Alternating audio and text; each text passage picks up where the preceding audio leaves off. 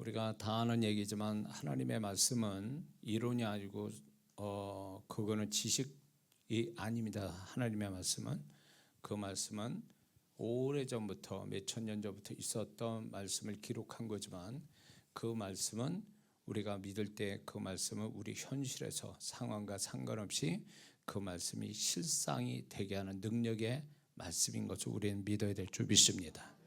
그래서 하나님의 말씀은 이론적으로 지식적으로 아는 사람은 그 사람은 다 안 게 아니에요. 그거는 반만 아는 거고 그 말씀이 실상이 돼서 내 삶에서 경험될 때 그 사람이 성경을 아는 거예요. 믿습니까?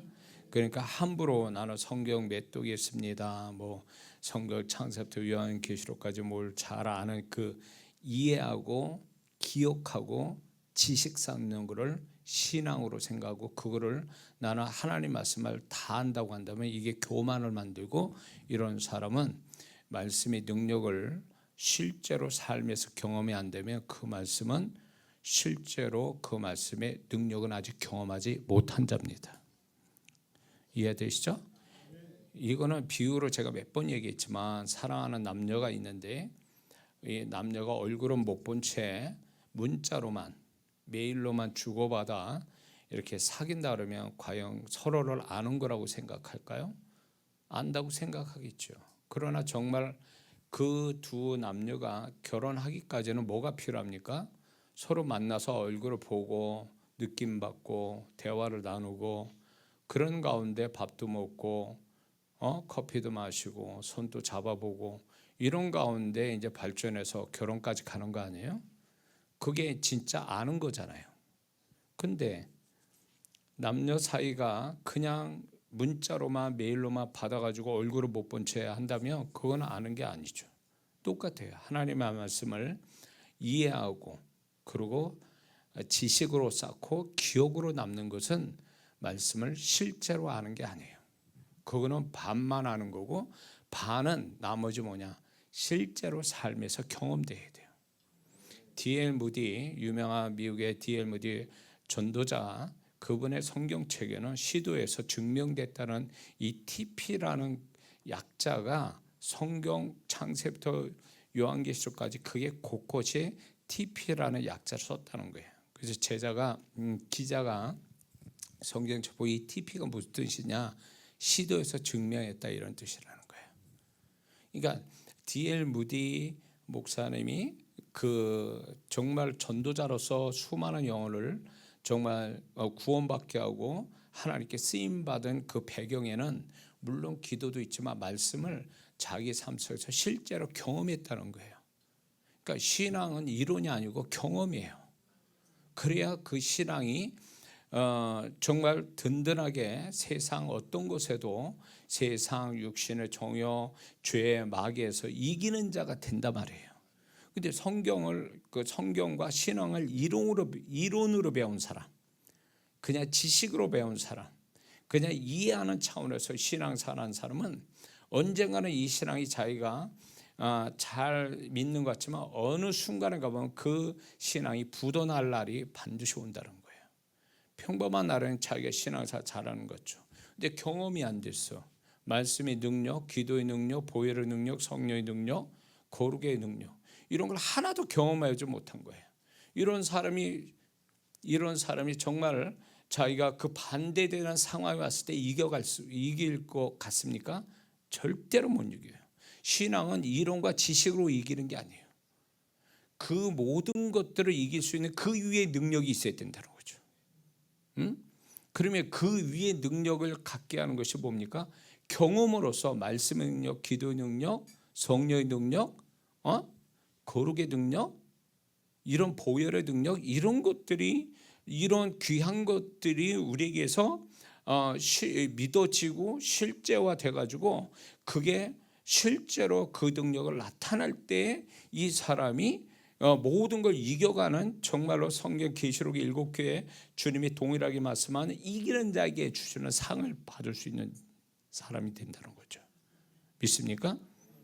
그러기 위해서 우리가 이제 말씀을 이제 여러분들의 말씀을 기억하고 약속의 말씀도 뽑았잖아요. 올해 그 말씀이 지금 당장 이해되는 것도 있지만 그 말씀을 여러분들이 이 안에 살아가면서 말씀 그 자체가 얼마나 나의 삶을 이끌고 역사하는가를 여러분들이 증명해야 돼요. 그 말씀을 붙들고 기도하고 이 말씀이 실상해 달라고, 그 실상이 되게 해달라고 그러면 반드시 성령께서 그 말씀의 사건들을 주신다는 거죠. 그럴 때 하나님이 그 말씀대로 내 삶을 이끌고 그 말씀대로의 결과를 가져와서 우리가 간증할 때 하나님이 가장 기뻐하신 일이라는 거죠. 가장 기뻐하신 거야. 말씀이 증명된. 그래서 그걸 증명됐다고 우리가 그 성도가 간증할 때 하나님이 가장 기뻐하신다는 거죠. 왜? 그분의 말씀이잖아요. 그분의 말씀을 믿어서 순종해서 결과를 봤다는데 이거만큼 큰 기쁨이 어디 있습니까? 그 하나님께서. 그래서 이런 자를 기뻐하신다. 그래서 우리 신앙은 증명이 돼야 돼요. 내가 정말로 정말 왜 내가 예수 믿고 내가 왜 이렇게 신앙생활을 해야 되는지에 대해서 자기 스스로가 증명할 수 있는 성도가 돼야 돼요. 그게 어떤 그 삶이든 어떤 확실한 어떤 증명되는 게 있어야 그 사람이 흔들림 없이 가지. 다 교회 다니고 다 그런 것 같아도 이 교회 다니다가 세상 바깥으로 나가서 세상 사람 된 사람이 한둘입니까? 제가 확신하기는 교회 안에 앉아있는 성도보다 바깥에 있는 그 예수 구원받았지만 세상 사람처럼 사는 사람이 더 많다고 저는 믿습니다. 더 많을 거예요. 그 사람들이 왜 그렇게 됐냐 말이에요. 구원받고 교회 생활했는데 교회 다녔는데 왜 그럴까요?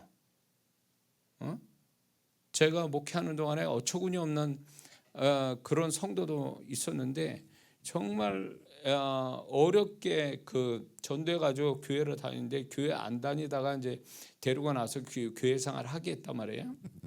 그래서 그 영혼을 쓸고 닦고 뭐 얼마나 애써준지 몰라요. 그런데 이제 애도 많이 먹였죠. 그 성도가 막 기복이 너무 심하니까 심령도 그렇고 신학도 기복이 심하니까 아주 거기에 나나 박 목사가 얼마나 애를 썼는지 몰라요.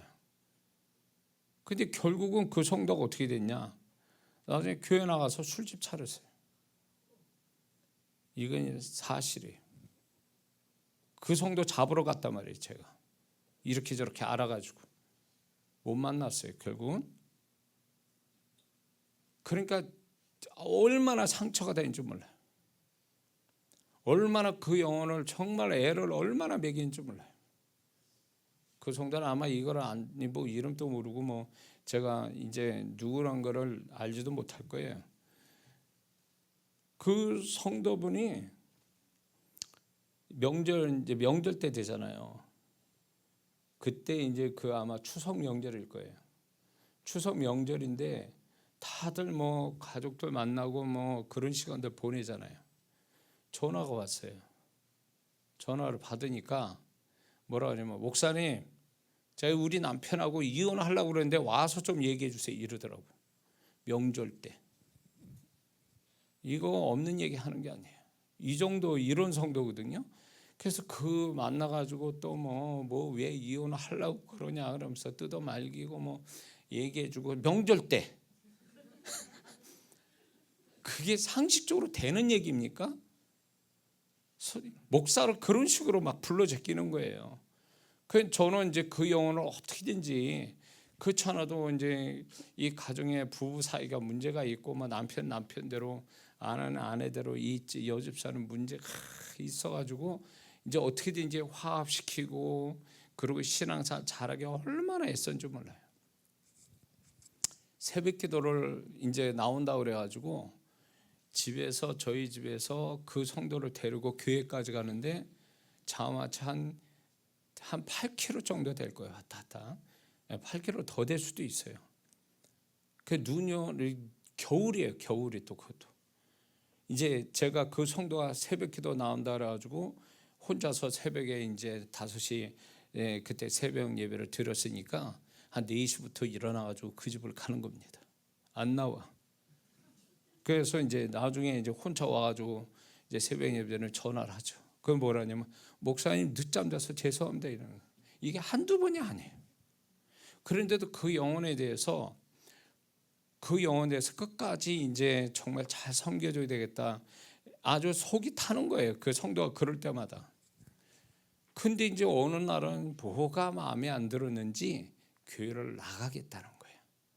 그래가지고 그 성도를 뭐 한 성도가 교회 나가는 거 그거 붙잡으려고 그런 게 아니라 교회 떠나면 성도가 없으니까 그 성도가 나가면 어떻게 하나 그런 마음에서 붙잡은 게 아니라 이 영혼이 이렇게 떠나면은 어디라도 적응 못하고 이런 신앙이 바로 쓰지 못한 데서 그렇게 되면 분명히 누군가 섬겨주지 못하면 이 영혼은 잘못될 수 있다. 그런 마음에 제가 이제 그 성도를 이제 교회에 있어야 된다. 그래서 이제 제가 그 성도를 만나러 이제 5층이에요. 계단 이렇게 주공 아파트 이제 5층 엘리베이터도 없는 5층에 살았단 말이에요. 그래서 가서 이 성도를 이제 문을 두드렸죠. 있는 걸 알고 제가 알거든요. 문을 두드리니까 대답을 안 해. 그 구멍 있죠, 이렇게. 요 구멍으로 이렇게 보면 움직여요. 있다는 거예요. 반응을 안 해. 목사 왔다는 거 알겠죠. 목소리를 냈으니까 내가. 문을 안 냈는데 안에 있어서 제가 어떻게 했냐면 무릎 꿇고 문고리 잡고 2시간을 기도했어요. 거짓말 안 하고. 그러니까 그 앞에 5층에 맞은편에 사는 그분이 세입자가 관리실에다 전화했어요. 관리실에다가.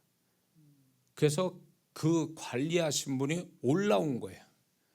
그분이 뭐라고 저 관리실에 어떤 양복 입은 분이 와가지고 이 맞은편에 지금 문고리 잡고 뭐라고 막 그래서 이상하다고 그래서 여차 관리실에다 전화했다는 거예요. 그래가지고 관리실 그분이 올라온 거예요. 근데 보니까 멀쩡하고도 양복 입고 이러고 있으니까 근데 뭐 하시냐고 저보고 그러는 거예요. 그래서 이 교회 이 성도분이 저희 교회 성도인데 교회를 나오게 하려고 제가 이제 기도하고 있는 중이라고. 그러니까 이제 이분도 이제 제가 도른 사람이 아니고 멀쩡한 목사니까 그러면 이제 그렇게 하시고 가시라고 이렇게 하더라고요. 그 문고리 잡고 제가 이거 하나님 앞에서 거짓말하는 게 아니에요. 2시간을 무릎 꿇고 울면서 어떤 때는 울면서 기도하고 2시간을 했는데도 문을 안 열어줘요. 그러고 나서 이제 내가 마음에 안 되겠다. 그래가지고 제가 거기서 끝내고 집으로 왔어요. 그리고 그 성도가 교회를 나갔어요. 그리고 계속 마음에 걸리는 거죠. 그 성도가 어떻게 됐을까? 소식을 들었습니다. 그 성도가 술집 차렸다고. 그래서 거기를 찾아갔어요. 제가. 찾아가서 보니까 마침 없더라고 또. 근데 이제 그 다음에 가도 없어요. 들었나 봐요. 목사가 찾아온다는 거를. 근데 결국 그 성도를 결국 못 만났어요. 그 후에 한 번도 본 적이 없어요. 지금도 내 마음에 그 성도가 상처로 남아 있어요. 이게 내가 그 성도를 섬기는 게 잘못됐나? 방법이 잘못됐나? 어떻게 이 성도를 내가 왜 그 성도를 어떻게 했었어야 되는 건가? 목사로서 내가 부족한 게 있어요. 별 생각을 다 하는 거예요. 목회자에게 어떤 숙제와 같은 성도거든요.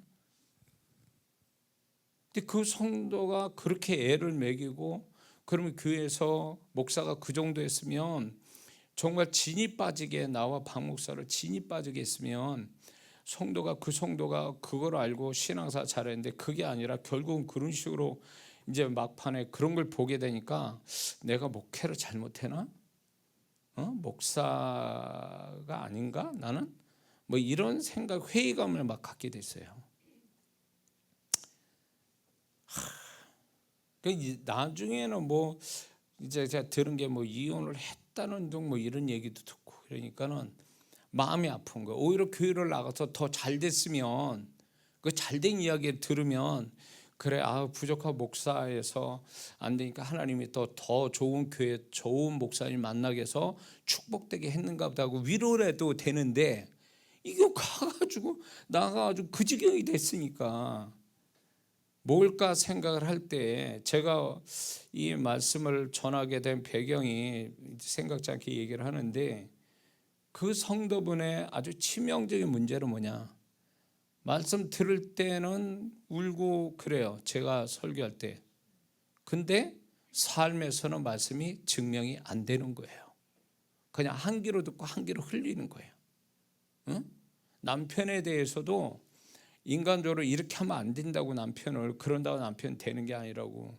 그래서 그동안 말씀으로 가르친 것들을 이분이 좀 이렇게 좀 실천을 해가지고 말씀의 능력, 하나님이 역사하는 거를 좀 봐야 되는데, 이거는 말씀은 없는 거예요. 그냥 교회만 나와서 그때만 잠깐 뭔가 깨달으시면 울고, 그러면 또 원래 모습으로 돌아가고, 이런 것들이 결국 뭘 얘기하냐면, 이 성도는 말씀을 이해하고 지식으로 쌓은 거지 말씀의 능력을 경험한 사람이 아니라는 거예요. 그러니까 아주 제가 회의감을 갖는 게 뭐냐면, 그때도 나는 설교를 못하는 목사인가, 내가 말씀을 지식으로 가르치나, 이런 생각에서 숙제된 성도였어요. 그럴 때 저도 반성하고 회개한 게 뭐냐면, 내가 말씀을 이론으로 가르치나, 내가 말씀의 능력을 경험하지 않는 채 그냥 힘주어서 말하는 거, 그냥 지식 가르치는 걸로 나는 만족한 목사였나? 그래서 저 성도가 그렇게 됐나? 별 생각 다 한 거예요. 그런 경험들이 결국 이제 제가 이제 하나님의 말씀을 굳세게 믿고 말씀의 실상을 봐야 된다라는 이런 신앙을 갖게 해준 배경이 또 그런 성도 때문에 그래요. 말씀을 가르쳐 놓으면 말씀하고 예배 딱 맞추면 딴짓을 해요. 말씀하고 분명히 말씀을 가르쳤는데 말씀 안 들은 것처럼 말씀 끝나면, 예배 끝나면 딴짓을 해요. 그 말씀을 꼭 보란 듯이 비웃듯이 딴짓을 해요. 나는 그 성도분들을 보면서 처음에 성도분한테 열받았어요. 좀 이렇게 표현하면 이해해 주세요. 이따위 성도 때문에 내가 그렇게 밤새서 설교 준비하고 이랬나, 막 이런 생각 와서 화가 막 나는 거예요. 근데 가만히 보면 성도의 책임도 아니더라고요. 나중에 알고 보니까 제가 말씀을 가르치는데 물론 긴 시간을 두고 말씀을 준비하고 그랬지만, 이제 주님께서 너는 그 말씀을 어느 정도 믿고 있느냐는 거예요. 믿어지냐 너는? 네가 전하는 그 말씀을 네가 믿고 있어? 그 말씀이 믿어져서 순종해 봤냐? 이런 것들이에요. 처음에는 저는 이제 성도를 향해서 열받아가지고 막 이랬던 것이, 저 성도를 저렇게 만든 게 내 책임이라는 또 생각이 들어가지고, 내가 증명도 안 된 말씀, 내 안에서 믿어지지도 않는 말씀, 이론과 지식으로 쌓은 말씀이 어쩌면 저 성도를 저렇게 만들었다는 생각에, 그때는 한동안 뭐가 있었냐면 죄책감이 막 엄청 밀려오는 거예요. 내가 성도를 망치고 있구나, 내가 지금 성도를. 그래가지고 막 그 죄책감에 시달려가지고 너무 힘들었어요. 저도 목회를 계속 해야 되는지 말아야 되는지. 그러니까 목회가 안 돼서의 문제가 아니라 정말 주님의 일을 하는 데 있어서 목사로서 주님이 일하는데 성도분들이 변화되지 않는 그 모든 것이 처음에 성도 책임으로 이렇게 제가 봤다가, 그게 내 책임으로 돌아와서 내가 내 책임이라고 생각이 딱 드니까, 그때부터 제가 정말 이거 못 견디겠더라고요. 제가 참 많은 그런 어떤 갈등과 이런 어려움들을 지나가면서 결국 주님은 나에게 저 성도를 통해서 나를 가르치고 계시는구나, 내가 뭐가 문제인지 이런 걸 다시 한번 생각하게 하시면서, 제가 이제 점점 목회를 하면서 교회 부흥이 문제가 아니라 내가 먼저 부흥되지 않으면 성도도 부흥이 안 되는구나, 어떤 그런 결론이 도달하면서, 내가 개인적인 나의 신앙, 성도를 위한 성경 교사가 아니라 그 말씀을 증명시키는 내 개인적인 신앙이 먼저 경험이 돼야 그거를 가지고 힘있게 성도들한테 말할 수 있다라는 게 이게 딱 그걸로 정리가 되더라고요. 그때부터 제가 이제 말씀을 증명하는 개인적 신앙, 누구로 보여주기 위한 게 아니라 정말 목사가 아니라 주님 앞에 한 성도로서의 말씀을 증명하는, 그리고 능력을 경험하는, 그것이 목사가 돼야 비로소 자격이 되고 성도를 변화시킬 수 있다는 그 생각을 갖게 된 거예요. 그러면서 주님이 그렇게 결심하고 이제 그렇게 되니까 오늘날 제가 이런 사역자가 된 거죠. 제가 그때 그런 아픔들이 결국은 제가 하나님이 여러 가지로 체험시키면서 경험시키고 능력을 경험시키면서 결국은 이것이 저에게 어떤 확신이 되고 이렇게 힘있게 성도들을 주의 음성을 전하고 또 전한 대로 성도들이 변화되고 또 경험시키는 그런 데까지 이르게 된 오늘날 제가 목회를 그렇게 할 수 있었던 배경은 그런 아픔들이 결국은 저를 그렇게 목회자로 만든 거죠. 왜 이야기하냐면 결국 아무리 교회에서 360일 금식하고 철야해도 그것이 우리가 경험되지 못할 가장 중요한 것, 말씀, 기도, 보혈, 성령, 거룩, 이런 어떤 중요한 신앙의 주제들이, 그 능력들이 경험되지 않는 신앙은 위태롭다. 왜냐하면 우리 문 밖에, 교회 문 밖만 나가면 우리가 능력을 경험해도 이길지 말지한 거대한 영적 어떤 능력들이 우리를 덮치거든요. 세속적인 것, 죄된 것, 마귀, 육신의 정욕, 이런 것들이 너무 거세서 우리의 신앙, 이 겉껍데기 같은 신앙, 이 자그마한 능력 가지고도 못 이기는 세상 속에 우리는 살고 있거든요. 믿습니까? 그렇기 때문에 우리는 그 하나님이 우리에게 허락된 능력들을 계속 반복해서 경험하여 그 능력이 커지기만 한다면, 그래서 그 큰 능력이 반복돼서 경험된 큰 능력이 우리에게 닥쳐오는 영적인 사대적을 이기는 데까지 가야 된다는 거죠. 그래, 그렇게 되면 이 성도는 절대로 이 성도는 함부로 주님을 떠나거나 교회를 떠나거나 그러진 않는다는 거죠. 응? 그래서 저에게 적어도 저에게 붙여준 영혼들, 저를 통해서 주의 음성 듣고 저를 통해서 주의 역사를 보는 성도들에 관해서 저는 무슨 책임을 갖고 있냐면, 성도들을 이제 축복할 책임을 하나님이 나한테 주셨고, 그 책임 중에 하나가 뭐냐면 이 성도들도 그런 능력을 경험시켜줘야 할 책임이 저한테 있다고 생각되는 거예요. 그러면 그렇게 되려면 내가 먼저 경험이 돼야 된다는 거죠. 내가 안 된 걸 누구 보고 하라고 그러냐, 그 얘기예요. 그건 아니잖아요. 그러니까 하나님이 저에게 이런저런 걸 다 경험시키는 거예요. 이런저런 거를. 그러니까 제가 설교하는 것이 이론이 아니고 제가 경험된, 주님이 내 안에서, 내 마음 안에서 숙성된 설교를 하는 거거든요. 나를 경험시킨. 그래서 이 휴고도요, 제가 말 못한 얘기가 있거든요. 그것이 저희가 모티브가 된 거예요. 사실은 성령께서 제가 이 부분에 대해서 주님으로부터 받은 것들이 있기 때문에 이거는 나만 알아서 안 되고, 이런 어떤 이게 기시적이고 무슨 신비적이고 무슨 숫자를 대입해서가 아니란 말이에요. 이거는 이게 중요한 게 아니란 말이에요. 그분이 우리가 어떤 모습으로 살아가야 되는지를 그분이 내 안에서 이미 그걸 경험시켜 주셨고, 그것이 경험돼서 내 안에 확신이 돼서 이게 나만 경험되어서 아는 게 아니라 성도에게도 이거를 가르쳐서, 침례 요한처럼 그 침례 요한이 3가지 사역이 있는데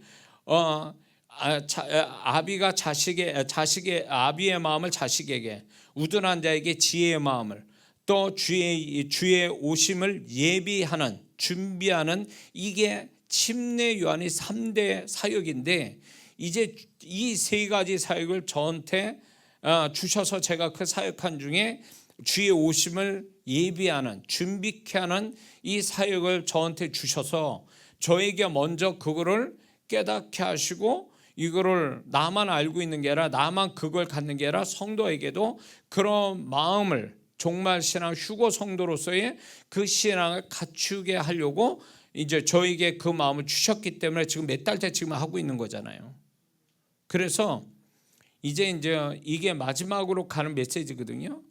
그래서 지금 한 몇 달째 지금 하고 있는 건데 연말하고 신년 집회 때문에 중단이 됐거든요. 그래서 중단이 돼서 좀 뭔가 그 맥이 안타까운 거 조금 아쉬운 거는 그 제가 메시지 전화 그것이 이렇게 쭉 연결돼서 와야 되는데 중간에 끊어지는 느낌이 있지만 어쨌거나 주님이 바라시는 종말 신앙 휴거 성도의 모습을 주님이 성도들이 갖기를 원하셨기 때문에 저는 이거를 어떤 면에서는 그 사명처럼 전하고 있는 거예요. 누구처럼 호기심이 성도들의 호기심을 불러일으키는 주제 가지고 얘기하는 게 아니란 말이에요. 이거는 제 안에서 주님이 이미 그거를 저한테 계시된 마음, 그래서 제가 어떤 마음을 갖고 어떤 마음을 가졌는지를 그분이 아시니까 이거를 그대로 말씀과 함께 성도들에게 전달해 주기를 바라셔서 제가 준비를 해서 여러분과 함께 나눠지는 거거든요. 이해가 되십니까? 그래서 이런 게 있습니다. 주님의 오심이 너무 가까웠기 때문에 우리는 분명히 그분이 바라시는 존재로서 준비가 돼야 되는데 이 여지껏 제가 유튜브에 이제 이런 부분에 이런 메시지를 전한 분들이 이제 제가 이제 좀 다 본 건 아니어도 그분들을 보면 시사적이고 성경 지식적인 이야기를 참 잘하세요. 많이 연구하고 준비해서 얘기하시는데 저는 주님이 가르쳐 주신 관점은 뭐냐면 그래서 내 사랑하는 영혼들, 성도들을 어떻게 준비해야 마땅하냐에 대해서 주님이 저에게 질문하신 거예요. 그게 이제 하나의 이 메시지를 전하게 된 모티브가 된 거거든요. 그래서 이 부분은 정확하게 주님이 저한테도 얘기하셨지만 이걸 정확하게 성도들에게 전달을 해줘야 되겠다는 마음에서 제가 준비를 한 겁니다. 그래서 이제 앞에도 쭉 얘기했지만 이제는 그러면 이제 휴거 성도로서는 어떻게 하는 것이 휴거 성도의 모습이냐에 대해서 이제 쭉 그 결론적인 이야기를 지금부터 하려고 하는 거예요. 그 첫 번째가 뭐냐면 죄를 언제나 회개해야 된다. 이게요 우리의 구원을 유지하는 거와 플러스 휴거 성도가 되는데 이게 결정적인 문제가 되는 거예요. 치명적인 문제가 되는 거예요. 이 죄의 문제는 이거는 이 죄가 모든 휴거 성도 되는데 반 이상을 차지하는 거예요. 그러니까 이 죄를 해결하지 않은 채 만약에 이걸 해결하지 않고 이걸 얘기하지 않는다면 휴거 성도는 이미 끝난 거예요. 이건 휴거 성도의 자격이 안 되는 거예요. 이거는. 근데 이거를 많은 이 종말론을 얘기하는 분 중에 이 얘기를 하는 분들이 저는 못 봤단 말이에요. 못 찾아서 못 본 건지 제가 본 그분들에 의해서는 이 얘기를 심지어 강조하는 분을 못 봤다 그 얘기예요. 근데 보세요. 구원을 유지하거나 휴거 성도가 되는 데 있어서 죄를 얘기 안 하고 이거를 얘기한다는 건 이거는 심각한 문제가 돼요. 이거는 얘기가 안 되는 거예요. 죄를 왜 얘기해야 됩니까? 거룩함을 갖기 위해서 죄를 얘기할 수밖에 없는데 이 죄를 얘기하는 게 부담스러운 거예요. 근데 주님은 이 부분을 얼마나 강조하시는지 몰라요. 시사적인 문제, 성경적인 종말론의 지식의 문제 아니라 그러기 위해서 네가 정말로 거룩함을 갖고 사느냐, 그게 휴거 성도의 결정적인 문제인데 이거를 비껴간다는 거예요. 이거를 만약에 죄를 이 문제를 다루지 않고 넘어간다면 이거는 종말론이고 시사적인 주님 오심을 얘기하는데 이미 이거는 자격이 없는 거예요. 우리가 그 시사적인 이야기, 종말론적인 아주 재미있는 얘기를 듣자고 성경을 보는 게 아니거든요. 그리고 이걸 우리가 분명히 알아야 될 게 주님이 오시고 공주로 오시고 우리가 신부로, 그리스도의 신부로서 들림받는 것은 100년 전, 100년 후, 200년 후에 일어날 일이 아니란 말이에요. 이거는 어떤 성경보다도 전 세계적으로 일어날 진짜 조급하게 올 현실적인 문제거든요. 이건 현실이 전 세계적으로 일어날 일이기 때문에 이거는 이론과 지식으로 알아야 될 내용이 아니란 말이에요. 이거는 휴거 성도는 결국 우리의 존재하고 연결되어 있어요. 근데 우리 존재를 빼놓고 시사적이고 성경 지식적인 걸로만 우리가 그거를 이해한다면 그 사람이 그렇게 해가지고 휴거 성도가 됩니까? 휴거 성도는 이미 어떻게 돼야 되는지는 이미 몇 달째 지금 매가 얘기를 하고 있는데, 그리고 종합적으로 이제 여기서 결론을 짓고 있는데 이게 안 된다면, 이걸 모른다면, 그리고 이게 핵심인데 이걸 모른다면 휴거 성도가 아닌 거죠. 제가 얘기했죠.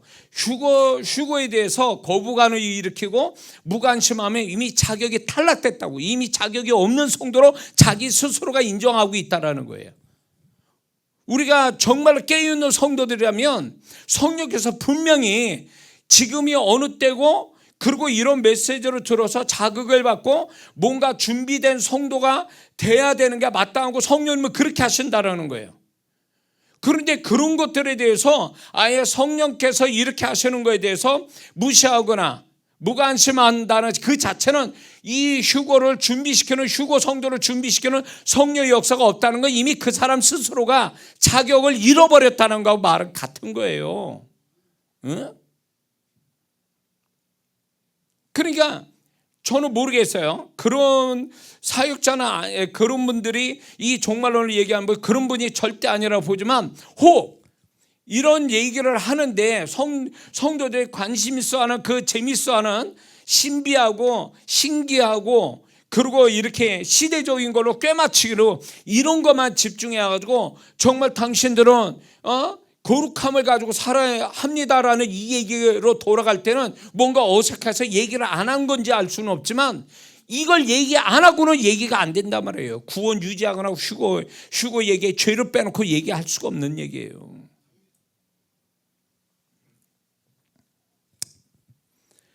그래서 거룩함으로 가는데 역설적이게 죄가 우리가 거룩함으로 가는 데 있어서 치명적인 장애물이잖아요. 그래서 회개는 절대적으로, 필수적으로 회개는 늘 해야 된다는 거죠. 근데 잘 들어보세요. 구원을 유지하는 거와 휴거 성도로 준비되는 거, 어떤 게 더 수준이 높은 거라고 생각됩니까? 그거는 휴거 성도 되는 게 수준이 더 높은 거예요. 구원받는 것보다. 자, 구원을 유지하는데 잘 들어보세요. 빌립보서 2장 10절에 바울을 통해서 하나님 뭐라 말씀하면, 그러므로 나의 사랑하는 자들아, 너희가 나 있을 때뿐만 아니라 더욱 지금 나 없을 때라도 항상 복종하여 두렵고 떨림으로 너의 구원을 이루라, 이렇게 말씀합니다. 근데 여기서 중요한 원어를 제가 원어적으로 이걸 해석을 해드리겠습니까? 해석해 드립니다. 너의 구원을 이루라. 이루다라는 뜻은 원어사랑 성취하다, 만들다 이런 뜻이에요. 그러면 너의 구원을 만들어라 이런 거예요. 그러면 여기서 우리가 한 가지 짚고 넘어야 될 게, 이제 나중에 구원에 가서 다시 얘기했지만, 우리가 예수 믿어 구원받아 예수님을 영접해서 구원받았다는 거는, 구원이 이제 구원을 지켜야 되고 주님 오신 내가 이 세상 떠날 때까지 그 구원을 지켜야 될 의무가 있고 지켜야만 되는 거거든요. 구원받았다 끝이 아니라 이거는 구원받은 자로서의 이제 시작이 된 거예요. 근데 사단은 우리의 구원을 속인단 말이에요. 야, 구원받았으니 너는 뭔 짓을 해도 괜찮아. 이게 초대교회 영지주의자들. 영이 구원받았으니 육체는 썩어서 죄된 거니까 마음대로 해도 괜찮아. 영은 구원받았으니까. 이게 영지주의자의 그때 당 초대교회의 영지주의자들, 이런 자들이 이단이란 말이에요. 근데 오늘날에도 이런 성도가 있고 혹가다 이런 메시지를 가끔가다 이단적인 설교를 하는 자들이 있어요. 구원받았으니 이제 괜찮다, 천국 간다, 그러면서 안심을 놓게 하고 거룩함하고 상관없이 살게 만든단 말이에요. 저는 이 사역자는 반드시 하나님께 심판받는다고 봐요.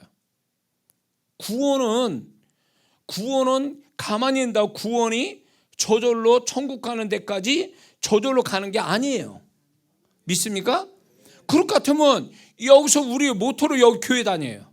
세상 사람처럼 구원받았으나 세상 사람 사는 사람처럼 별짓 다 하고 살지. 그렇게 사는 사람 얼마나 많아요. 그 사람들 보고 구원받았다고 말할 수 있습니까? 구원 못 받은 거예요. 구원받았지만 그들이 구원을 지키지 않는 대가를 언젠가는 치르게 돼 있다는 거예요. 세상 사람처럼 사는 사람을 구원받았다고 말한다면 저는 이 사람 구원론에 문제가 있다고 보는 거예요. 그러면 우리가 구원을 받아 구원을 지켜야 되고 구원을 이루기 위해서 구원받은 자의 보답하는 신앙생활하는 거, 이런 게 모토로 필요해요. 만약에 그냥 구원받았으면 뭔 짓을 해도 괜찮다고 해서 교회 안 나오고 세상 사람처럼 막 살아도 그게 구원받아서 천국 간다로 말하는 이 사역자가 있다면 이건 이단에 속한 자 아니에요? 초대교회 때의 이단들이 하는 말이란 말이에요, 이게. 응? 그런데 여기서 너희 구원을 이루라 그랬으니까 이게 구원을 만들어 가라. 근데 이 이루다라는 이것은 현재 진행형의 의미예요. 그래서 이건 뭐냐면 원어적으로 이 문법상 무슨 뜻이냐면 지속적인 행위를 나타내서 계속해서 구원을 성취해 가야 된다는 걸 의미한다는 거예요. 그러니까 바울이 너의 구원을 이루라는 것은 이 반복돼서 너의 구원이 계속 지켜지고 더 성숙해져가는 구원, 성장돼서 성화되어가는 구원으로 계속 만들어 가라, 이런 뜻이거든요. 뭘로? 두렵고 떨림으로. 뭘 두렵고 떨린다는 거예요? 하나님, 우리의 모든 걸 아시는 그 하나님을 경외하는 그 마음으로 구원을 이 땅에서 구원받은 날부터 죽는 그 순간까지 구원을 계속적으로 반복적으로 그 구원의 행위를 계속 가져가라, 이런 뜻이고요. 근데 이런 원어적 해석을 이런 거를 얘기 안 하고 구원받았으니 그냥 대충 신앙생활하고 그래도 그 사람은 천국 간다라고 한다면 이게 문제가 있다라는 거예요. 왜 그런지 제가 말씀을 좀 드린다면, 미리 말씀드린다면 갈라디아서 5장 19절에서 21절을 보면 육체의 일은 현저하니 곧 음행과 더러운 것과 호색, 여자로 좋아하는 거, 호색, 남자로 좋아하든 여자로 좋아하든 호색과 우상숭배와 주술과 원수로 맺는 것과 분쟁과 시기와 분냉과 당짓는 것과 불리함과 이단과 투기와 술취함과 방탕함과 또 그와 같은 것들이라. 전에 너희에게 경계한 것이 경계하노니 이런 일을 하는 자들은 하나님의 나라를 유업으로 받지 못할 것이요. 하나님의 나라를 유업으로 상속을 못 받는다는 얘기는 뭘 얘기하는 거예요? 구원을 못 받는다는 얘기지. 이게 안 믿는 자한테 얘기하는 겁니까? 아니요. 믿는 자들이 이런 짓을 하면 구원을 못 받는다는 거예요. 그 표현을 하나님 나라를 상속을 못 받는다는 거로 표현된 거란 말이에요. 지금 바울 서신 통해서 믿는 자한테 얼마나 많은 거를 다각도로 성도들에게 얼마나 강조하고 있습니까? 그 강조되는 얘기는 핵심을 보면 죄악된 걸 버리고 거룩함을 갖지 않으면 하나님 나라에 못 들어간다, 그 얘기 아니에요. 그런데 오늘날 많은 성도분들이 교회는 다니지만 하나님의 거룩함을 가지고 사는 성도는 얼마나 됩니까? 교회로 다니지만 교회 문방만 나가면 세속적으로 살아가는 성도들이 얼마 많아요. 성도끼리는 속이지만 하나님 못 속이죠. 교회 문방 나와서 이 사람이 거룩함하고 상관없이 살아간다면 이 사람이 과연 구원받은 자로서 마지막에 하나님 나라를 유업으로 받을, 상속으로 받을 자격이 있는 성도가 되냐. 하나님 말씀 분명히 말씀하잖아요.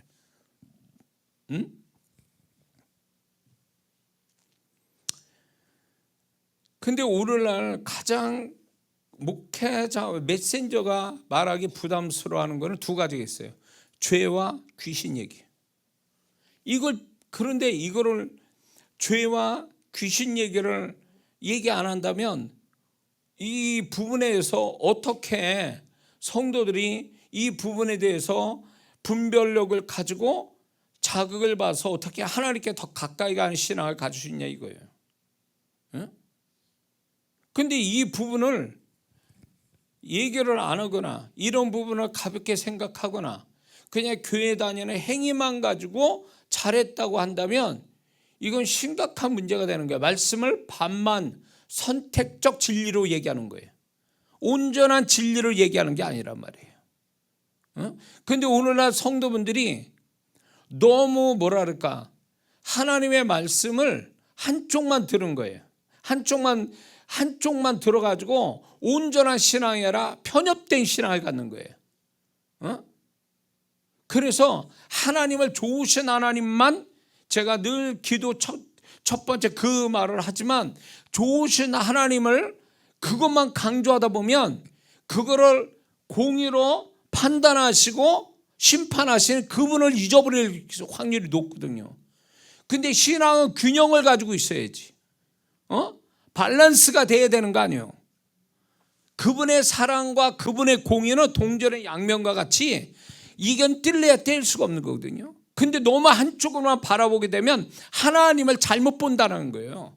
하나님이 그런 분이 또 아닌데 자기가 보고 싶은 대로 믿고 싶은 대로 한쪽으로 치우쳐 보게 되면 이 사람은 반드시 언젠가 후회해요. 그 신앙을 하나님이 인정 안 하신단 말이에요.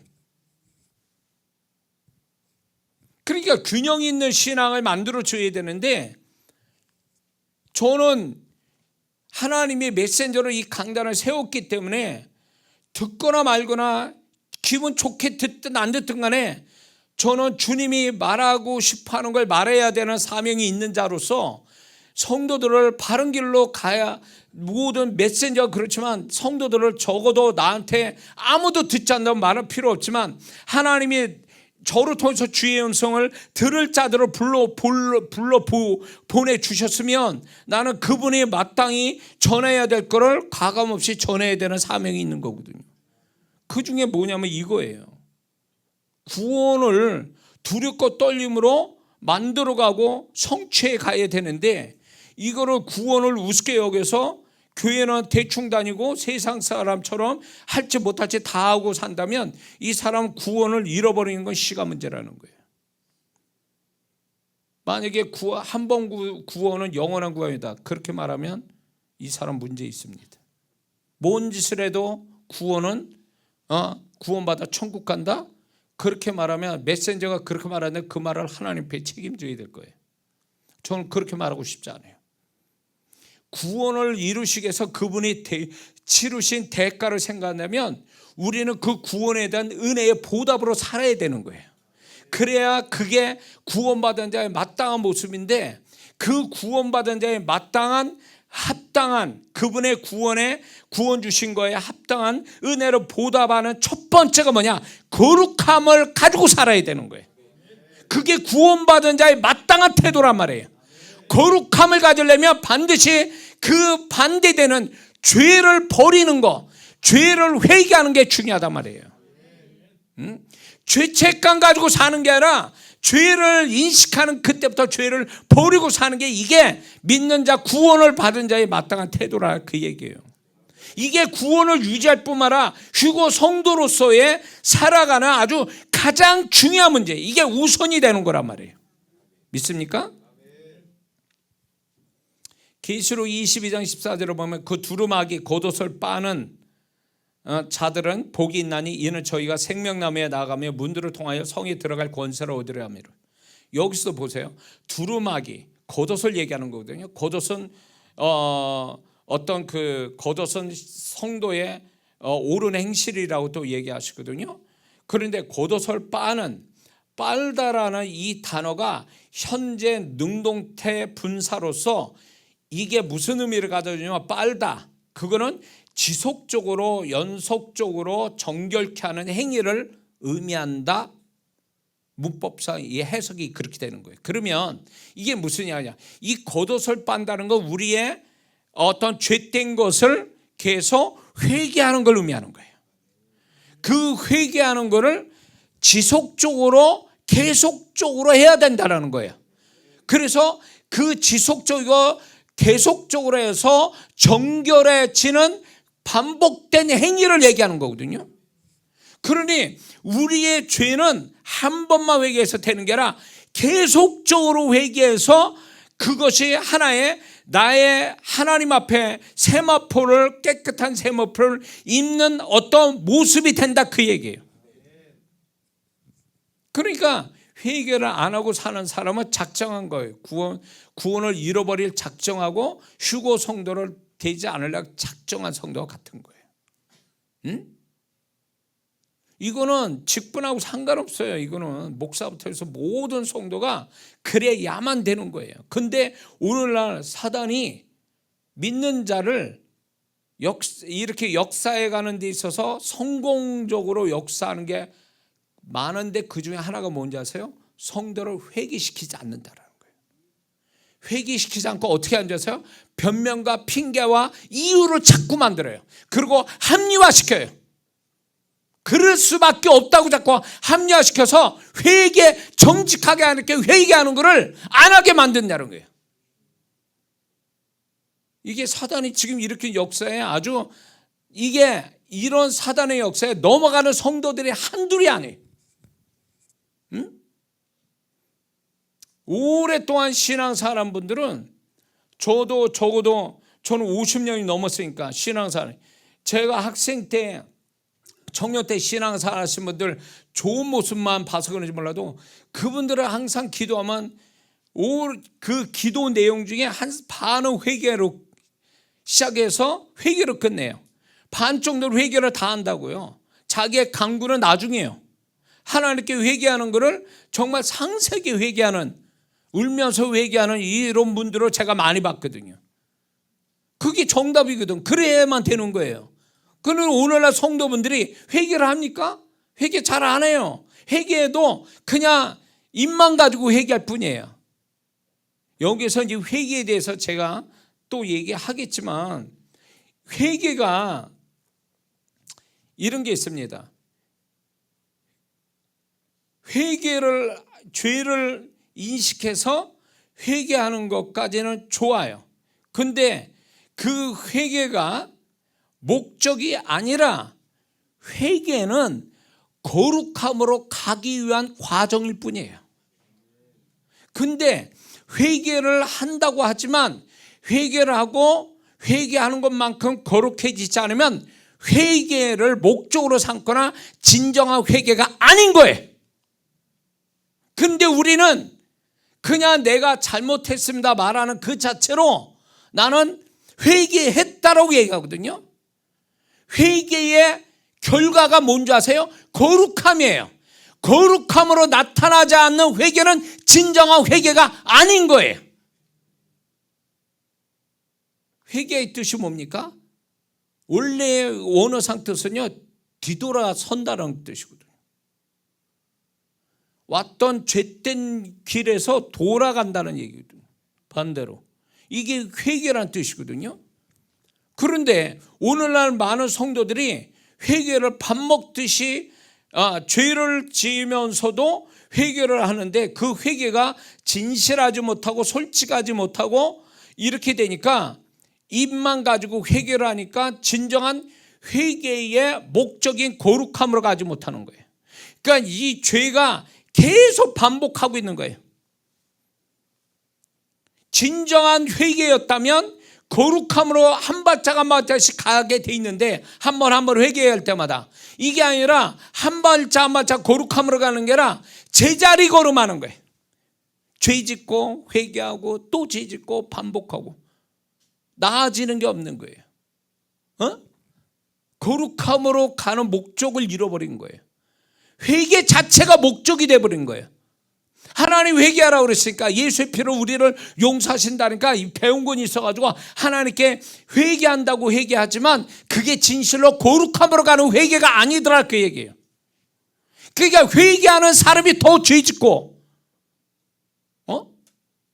회개하는 사람이 더 죄진다면 그 사람의 회개가 온전한 회개입니까? 하나님 정말 기뻐하시는 회개고 보혈이 역사하는 회개냐, 그거예요. 보혈을 진짜로 역사하면 그거는 거룩함으로 한 발짝 더 가야 되는 문제 아니에요? 근데 왜 반복적으로 죄가 나오는 거죠? 반복적인 죄라는 건 회개가 온전한 회개가 아니었다는 걸 얘기하는 거예요. 근데 많은 성도분들은 스스로 합리화시키고 착각하는 게 뭐냐면, 나는 회개했으니까 용서받은 거고, 그러면서 나는 그 죄로 용서받았다라고 끝나버리는 게 뭐냐면, 회개 자체를 목적으로 두기 때문에 그런 거예요. 회개는 목적이 아니라, 회개는 거룩함으로 가는 과정이고, 거룩함을 갖기 위한 수단에 지나지 않는 거예요. 근데 오늘날 성도들이 회개를 남용하고 있는 거예요. 악용하고 있는 거예요. 예수님의 보혈을 악용하고 있는 거예요. 남용하는 거예요. 예수님 보혈을 우리를 용서한다니까. 그게 진정으로 죄의 아픔을 느끼고 죄를 미워하는 마음을 가지고 하나님께 정말로 그 마음에 정말로 그런 마음 가지고 하나님께 고백되어졌냐, 그거예요. 고백되어졌으면 그 사람은 거룩함으로 한 발짝이라도 나아가야 이게 진정한 회개의 결과인데, 이걸 못 가지면 이 사람은 진정 회개가 아니라는 거지. 근데 우리는 우리끼리 그냥 나 회개했어, 용서받았어, 보혈로 용서받았어, 깨끗해졌어. 깨끗해지면 그 다음에 더러워지지 말아야 되는 거잖아요. 근데 그 다음에 또 더러워진다면 이건 회개 자체가 문제가 있는 거죠. 물건으로 말하면 하자가 있는 물건을 받은 것과 똑같은 거예요.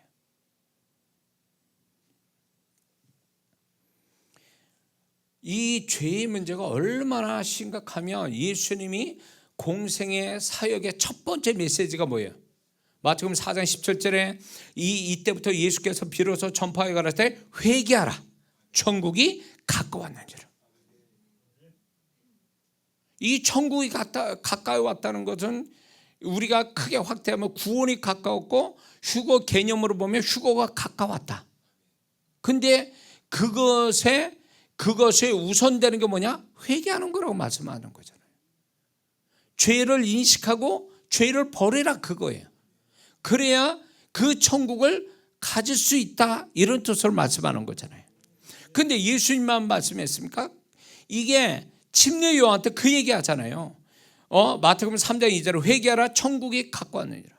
침례 요한한테 먼저 얘기하고 있잖아요. 그러니까 천국을 경험하려면, 천국을 소유하려면 우선되는 게 뭐냐면 회개하는 거다. 회개가 되려면 죄를 인식하는 거잖아요.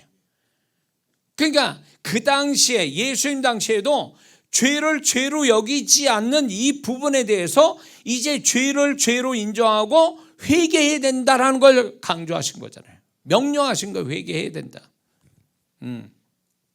그러면 왜 그때 당시 회개로 먼저, 침례 요한이나 왜 예수님 먼저 이 회개로 먼저 강조하셨을까라고 볼 때, 죄의 문제가 무엇보다도 우선되고 중요하기 때문에 회개로 먼저 얘기하신 거예요. 그리고 두 번째는 죄가 많아서 회개를 먼저 강조하신 거죠. 세 번째는 회개치 않기 때문에 회개하라고 말씀하는 거예요. 이 세 가지의 개념을 가지시고 침례 요한이나 예수님이 이 말씀을 하신 거죠. 그러니까 오늘날에도 마찬가지예요. 오늘날에도 그분이 만약에 정말 우리 교회에 오셔서 그분이 첫 번째로 말씀하신다면 이 말씀을 하시지 않겠느냐는 거죠. 근데 우리는 이런 부분을 너무 가볍게 생각하고 한다라는 거죠. 그것이. 마태복음 7장 21절을 보면 나더러 주여 주여 하는 자마다 천국에 다 들어갈 것이 아니요 다만 하늘에 계신 내 아버지의 뜻대로 행하는 자라야 들어가리라. 천국에 누가 들어가냐? 아버지의 뜻대로. 그러면 데살로니가전서 4장 3절을 뭐라고 말씀하면 하나님의 뜻은 이것이니 너의 거룩함이라. 그러니까 거룩함을 그분이 원하는 수준의 거룩함을 못 가지면 천국 들어가기 어렵다는 거예요. 주여 주여 입만 가지고 얘기하는 자가 천국 들어가는 게 아니라 그 사람이 거룩함을 가져서 그분이 인정하는 거룩함의 수준이 돼야 천국에 들어간다 그 얘기예요. 그러니까 구원받았으니 뭔 짓을 해도 괜찮고 구원받기 전의 모습으로 그렇게 막 살아도 괜찮다라고 하는 이거는 무서운 생각이지. 구원을 잃어버릴 생각하는 거라. 이게 사단이 역사하는 게 아니면 뭐냐 말이에요. 응? 우리 구원이 얼마나 귀한지는 예수님 십자가 희생을 보면서 우리는 그 구원을 우리에게 구원을 정말로 은혜로 주신 거에 감사함이 늘 있어야 되고 그 예수님 십자가 사건을 보면서 우리가 뭘 생각해야 되냐면 내 죄가 얼마나 크면 예수님 저런 고통을 받으시고 죽으셨을까를 생각한다면 우리가 이 죄를 버리고 사는 것이 구원받은 자의 은혜 보답하는 길이라는 걸 알아야 돼요. 그래서 우리는 살아가면서 이 죄가 하나씩 사라지는 것. 그래서 우리는 나이 먹을수록 점점 죄는 사라지고 거룩함으로 가까워지는 것. 이게 구원받은 자의 참된 모습이라는 거죠. 이해가 되십니까? 자, 그런데 죄는 두 종류 죄가 있어요. 뭐냐? 마음의 죄와 행실의 죄예요. 마음의 죄 플러스 행위의 죄. 이 두 가지가 죄예요. 근데 오늘날 그때 당시에도 그렇고 예수님 당시에도 죄를 어느 쪽으로만 해석한 줄 아세요? 행실로만 그 죄를 개념을 잡았다는 거죠. 그래서 마태복음 23장에 예수님이 그 종교 지도자들을 무섭게 책망한 게 왜 그래요? 행위는 그럴싸한데 마음의 죄가 너무 흉측하니까 이 죄를 들춰내신 거잖아요. 그러니까 이 종교 지도자들이 얘들이 뭘 착각하고 있었냐면 행위만 그렇게 율법적인 행위만 가지면 자기는 거룩함을 가진 자라고 인식하고 있었다 그 얘기예요.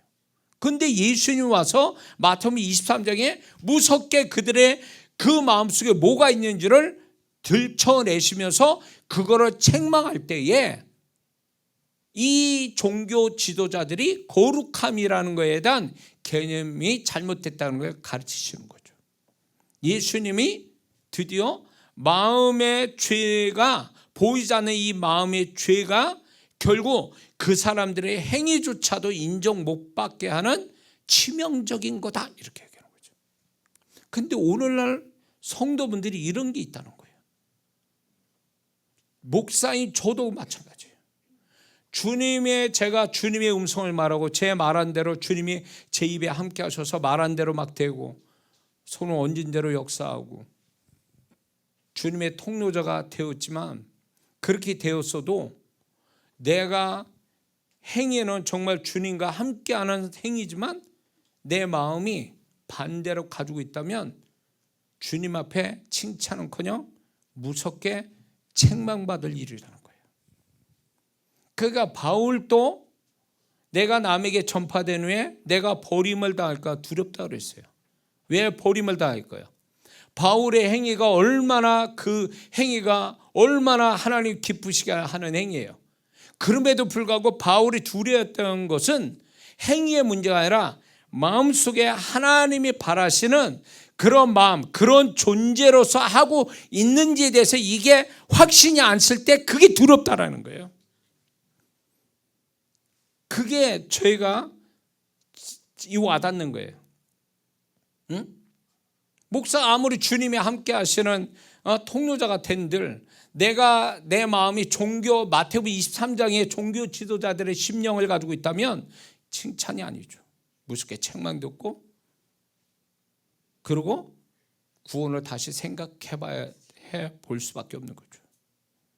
근데 오늘날 성도분들이 행위 구약의 성도처럼 행위에만 만족하고 행위가 그럴싸하면 하나님이 자신을 칭찬할 것처럼 생각을 합니다. 아니요. 마음을 달아보시거든. 그분은 우리의 중심을 보시는 분이니까 마음을 보신단 말이에요. 그래서 마음의 거룩함, 행위의 거룩함, 이 두 가지가 결합되지 않으면 그 사람은 주님의 칭찬받기 어려운 거예요. 구원을 유지하고 휴거 성도가 된 데 있어서 이 두 가지 거룩함이 없으면 문제가 있습니다. 그러니까 저같이 50년 넘은 신앙생활의 의미가 없어요. 그분 앞에서 이 두 가지 거룩함을 지금 또 유지하지 못한다면 이건 구원조차도 어려워지는 거예요. 오늘날 성도분들이 이 부분을 심각하게 생각하지 않아요. 뭐 교회 다니는데 뭐 나 헌금 내고 뭐 봉사하는데 교회에서만 잘하면 돼. 교회 문밖만 나가면 마음으로 죄죠, 행실로도 죄죠. 이 두 가지 죄 짓는 거는 그냥 별거 아닌 거예요. 세상 살아가니까 어쩔 수 없어. 그래서 합리화시킵니다. 핑계대고 변명되고 이유로 됩니다. 그리고 교회 옵니다. 직분을 받았으니 교회 와서 또 그거를 마음의 죄책감이나 이런 것들이 있으니까 교회 와서 열심히 해요. 그걸로 위로받고 그걸로 하나님이 자기를 좀 좋게 봐주시길 바라는 이런 마음을 합니다. 그게 통합니까? 그게 하나님이 그런 모습을 기뻐하시겠냐고요. 그건 하나님을 속이는 거예요. 그러니까 저는 우리 교회 성도분들이 교회 나와서 신앙사라는 거 좋습니다. 교회 나와서. 근데 제가 궁금해하고 제가 저한테 맡겨준 영혼에 대해서 제일 관심 있고 걱정되는 부분이 교회 문밖에 나가서 교회로 다시 들어올 때까지 뭐하고 사냐 그거예요. 가장 중요한 게 마음의 거룩함과 행위의 거룩함을 가지고 교회로 다시 들어오는지 아니면 마음의 죄와 행위의 죄를 가지고 교회로 들어오는지 저는 그게 염려가 되는 거죠. 목사로서. 왜냐하면 그 영혼들을 저한테 맡겼으니까.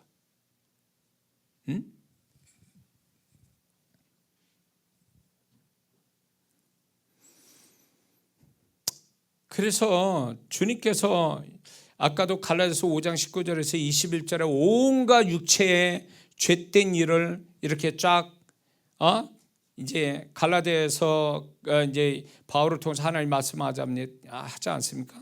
이런 행실을 만약에 이런 죄된 행실을 가지면 죽어서도 천국 가기 어려운데 중요한 건 살아 있어서 주님의 신부가 되어 천국 들림 받는 건 이거는 더더욱 안 되는 얘기죠. 구원도 간다, 구원도 못 받을 성도가 휴거 성도가 된다? 거짓말이에요. 그럴 수는 없어요. 그러면 적어도 최소한 성경에서 말하는 이런 행위의 죄는 버려져야 마땅한 거예요. 행위의 죄를 버려지는 것으로 끝내는 게 아니라 더 나아가서 마음의 죄도 버리고 살아야 되는 거예요. 그런데 이런 게 있더라고요. 가해자, 죄 짓는 가해자도 죄 짓는 가해자 그 사람도 죄가 큰 거지만 피해자가 돼서 마음으로 죄 짓는 것도 동일한 죄예요. 가해자가 나를 피해자에게 막 어떤 죄된 행동을 막 해가지고 괴로움을 당하고 피해를 입었어요. 그 피해자가 마음으로 그 사람을 원망하고 원수 삼고 용서치 못하고 그런 다음에 그것도 죄라는 거예요. 죄의 개념에서는 동일한 거예요. 그래서 가만히 보면 제가 전도하거나 이렇게 성도들을 사역할 때 보면 피해자 입장에서 괴로움을 당하고 힘들어하는 건 저도 그게 공감이 되지만 또 한편은 안타까운 게 뭐냐면 마음으로 짓는 죄를 이거를 그냥 그럴 수밖에 없다고 생각하는 거예요. 하나님께 이해하실 거라는 거예요. 그렇습니까? 죄를 이해하시냐고. 그분은 죄를 이해하신 분이 아니에요. 죄를 책망하시고 죄를 버리게 하시지 죄를 지는 거를 이해하신 분이 아니라니까요. 내가 피해자라도 내가 마음으로 짓는 죄를 그분이 이해하시는 게 아니란 말이에요. 그러면 내가 피해자 된 것도 억울한데 거기에다 마음으로 죄져서 그분 앞에 그 죄를 책망받는다면 이건 이중의 억울함이지. 왜 하나님 앞에까지 그래야 되냐고.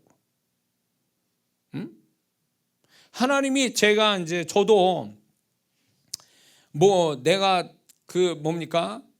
나도 억울한 일 당하고 막 이렇게 될 때 뭐 정말 행위로는 그 사람에게 무슨 내가 뭐 욕하고 싶어도 안 하고 그냥 신사적으로 이렇게 하지만 내 마음은 하나님께 비춰볼 때 내 마음은 아니거든요. 내 마음은 나도 육신에 어떤 타락한 죄성이 있다 보니까 뭐 억울하고 분노하고 복수심도 있고 막 이런 마음이 막 끌어올라요. 그런데 그런 마음이 정말 하나님 앞에도 인정받을 수 이거를 이해해 주시냐? 아니라는 거예요. 너 똑같은 죄를 짓는 거다. 그자와 똑같은 죄를 짓는 거다. 그렇기 때문에 나는 네 편을 못 쓴다는 거예요. 내가 너를 칭찬할 수도 없다는 거예요. 네 편에 서서 너를 도울 수 없다는 거. 왜? 너는 죄를 가지고 있기 때문에. 그래서 하나님 앞에 제가 이제 그런 일이 생길 때 하나님 이 죄성으로 말미암아 생긴 이 마음으로 분명 하나님도 아시지 않습니까? 내가 뭘 잘못했습니까? 나는 일방적으로 억울함을 당했는데 내가 무슨 이런 마음 드는 게 정말 어쩔 수 없이 죄성이 이렇게 일어나지만 이게 하나님 앞에 죄라는 것을 저는 인정합니다. 그래서 이 마음이 나를 붙잡아서 나를 주님 앞에 죄인 되게 만들지 않도록 하나님 이 마음을 소멸시켜 주시고 이런 마음이 들게 한 걸 제가 회개합니다. 제가 그렇게 기도하거든요. 실제로 주님 앞에 그러거든요. 왜냐하면 그분은 아무리 내가 피해자 억울한 일 당했어도 내가 그분 앞에 정결함을 가지고 거룩함으로 유지된 상태가 돼야 그분이 내 편 되어 주시고 나의 억울함을 그분이 해결해 주시지 내가 그 사람에 대해서 억울하다고 복수심에 분노에 모든 악한 마음을 딱 가지고 있게 되면 하나님이 내 편 될 수 없다는 거죠. 오히려 나를 책망하신단 말이에요. 근데 사역을 하다 보면 이런 분들 많아요. 이해는 되지만 정말 그 마음이 하나님이 그 마음을 정말로 이해하시고 축복하시겠냐? 아니요. 절대 축복 못 받습니다. 왜 그렇게 해야 되죠?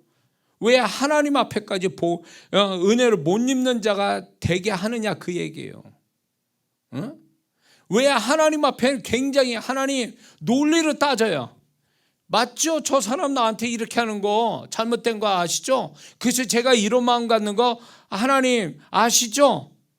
이러면서 하나님 앞에 동의를 구하려고 그러는데 그러면 안 된단 말이에요. 하나님 앞에 내가 그런 마음 갖는 거 동의를 구한 데서 하나님이 인정하시겠냐 그 얘기예요. 하나님 보실 때 내 양심으로 볼 때 말씀으로 볼 때 잘못된 심령 가지면 그건 죄예요. 그거는 죄라는 그 개념으로 볼 때 죄이기 때문에 하나님께 회개를 해야 될 뿐이지 그걸 하나님께 하소연해서 하나님이 나를 이해해 주시길 바란다면 이 사람은 잘못된 사람이지. 죄와 짝짝꿍이 되는 거예요. 죄를 오히려 멀리 이렇게 분리시키는 게 아니라 자기가 죄와 함께 더불어 이렇게 손붙들고 있는 거 똑같아요. 제가 얘기했죠. 귀신 들린 사람을 그 안에 귀신을 내어 쫓는데 안 나가는 거야. 그런데 그 안에 귀신이 나한테 뭐라냐면, 야, 이 사람이 나를 안 보내준다는 거예요. 안 내보내준다. 왜 그러냐? 보니까 이 사람은요, 자기는 이렇게 생각하는 거예요. 생각을 읽은 거예요, 제가. 아니, 나는 아무렇지도 않은데 왜 자꾸 나한테 귀신 들렸다고 얘기하는 거야? 기분 나쁘게 이러고 생각하고 있더라고. 그래서 제가 그랬어요. 성도님, 지금 제 성도님 생각을 제가 그 소리가 들려서 얘기하는데 그렇게 하시면 안 돼요. 안에 귀신이 얘기합니다. 성도님이 그것 때문에 귀신이 못 나간다고. 못 나가는 거 뭐예요? 결국은 이 성도가 귀신을 안 내보내는 거예요. 자기가 알든 모르든 그 태도가 귀신을 내보내질 못하게 만드는 거예요. 그러니까 귀신 떠나가질 못하게, 나가고 싶어도 못 나가. 예수님의 이름으로 나가라고 그랬는데도 얘는 나가고 싶은데 못 나가는 거예요. 이 집이 된 그 성도의 그 마음이 이 귀신하고 딱 이 결합이 돼가지고 안 떨어지는 거예요. 귀신은 떨어지고 싶은데 똑같은 거예요. 우리가 죄를 졌으면 죄를 분리시키는 작업은 뭐예요? 인정하고 회개해야 죄하고 분리가 되는 거지. 그 죄를 내가 자꾸 덮어가려고 그러고, 그 죄를 자꾸 내가 합리화시켜가고, 그 죄를 대신 변명과 핑계와 변명 이유로 자꾸 된다면 그 죄를 연합시키는 거예요, 자기하고. 그러면 죄와 내가 연합이 되면 어떻게 되는 거예요? 그분은 나를 축복 못 하시는 거예요. 미워서가 아니에요. 너는 그 죄와 연합돼서 그 죄 때문에 너를 축복 못 받는 거야. 예레미야 5장 20절에 너희 죄가 너에게 오는 좋은 것을 막았도다. 죄를 버리면 되는 건데 죄를 안 버리니까 그 죄와 그 존재가 결합이 돼가지고 하나님이 축복을 못 하시는 거예요. 왜 그렇게 하냐고. 왜 그런 태도를 보여야 되냐고. 행실만 옳으면 되는 거예요. 마음으로 죄 짓는 건 어떻게 하고. 그러니까 많은 피해자 입장에 선 성도들이 억울하게 피해자가 될 뿐만 아니라 더 억울한 거는 하나님의 은혜의 손길을 못 본다는 게 더 억울한 거 아니냐 말이에요. 이게 문제라니까. 이게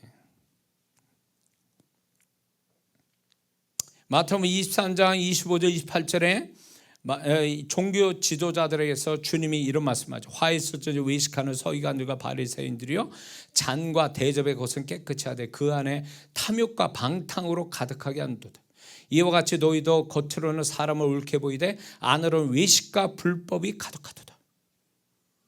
그분은 정확하게 그들의 내면을 보셨거든요. 그것이 결국은 그들의 마음의 죄악이 그들의 올바른 행실마저도 인정 못 받게 했다는 거죠. 그러니까 하나님은 그의 존재를 평가할 때 마음과 행실로 보시는 거거든요. 근데 행실이 바르면 뭐하냐고. 마음이 이미 이런 마음이면 그 행실조차도 인정 못 받는다는 거죠. 그러니까 행위가 인정을 받으려면 마음이 인정받아야 되는 거예요. 근데 많은 성도들이 이거를 주님이 이렇게 말씀하는데도 자기 식대로 생각해요. 마음은 온갖 죄를 다 범하면서 행위는 그럴싸한 거에 대해서 하나님 이걸로 저를 인정해 주세요. 행위로 나를 인정해 주세요. 그건 자기 생각이고 주님은 그렇게 생각 안 하신다는 거지. 왜 그 주님의 마음, 주님의 말씀을 잘못 이해하냐고. 왜 한쪽으로만 이해하냐고. 지 편한 대로 이해를 하려고 하냐 그 얘기예요.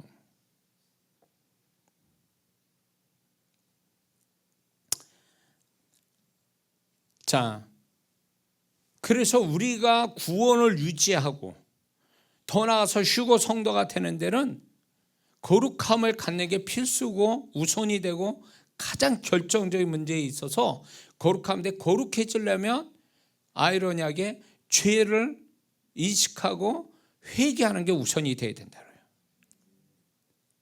회개, 아까도 거듭 말씀드린 회개는 목적이 아니에요. 회개 자체가 목적이 아니라 거룩함으로 가기 위한 과정일 뿐이다. 그래서 거룩함에 더 한 발짝 가는 사람이 되려면 회개가 온전해야 된다. 자,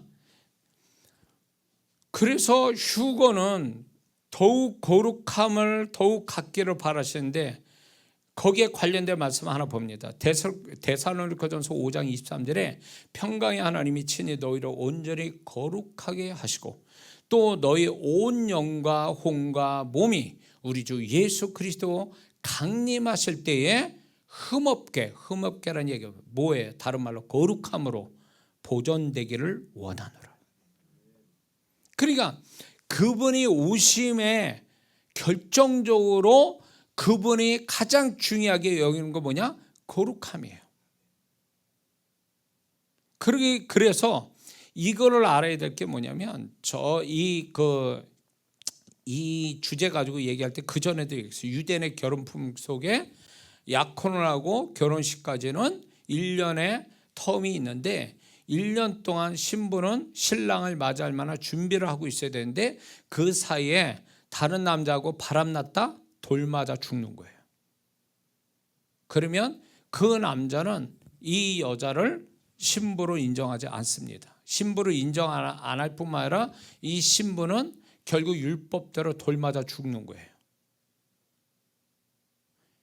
이게 유대인의 풍습에도 그렇고 율법에도 그렇게 말씀하거든요. 그러면 이게 신부가 신랑을 맞이할 만한 가장 최대의 자격은 뭐냐? 정결함이거든요. 그것이 다른 어떤 것보다도 우선이 되고 그래야 신랑을 맞이할 만한 자격이 되는 거죠. 그러면 휴거 성도의 가장 중요한 우선이 되는 거 뭐냐? 거룩함, 정결함이라는 거죠. 이게 안 되면 나머지 건 의미가 없어지는 거예요. 이거는 구원보다 더 높은 수준을 요구하는 거거든요. 응?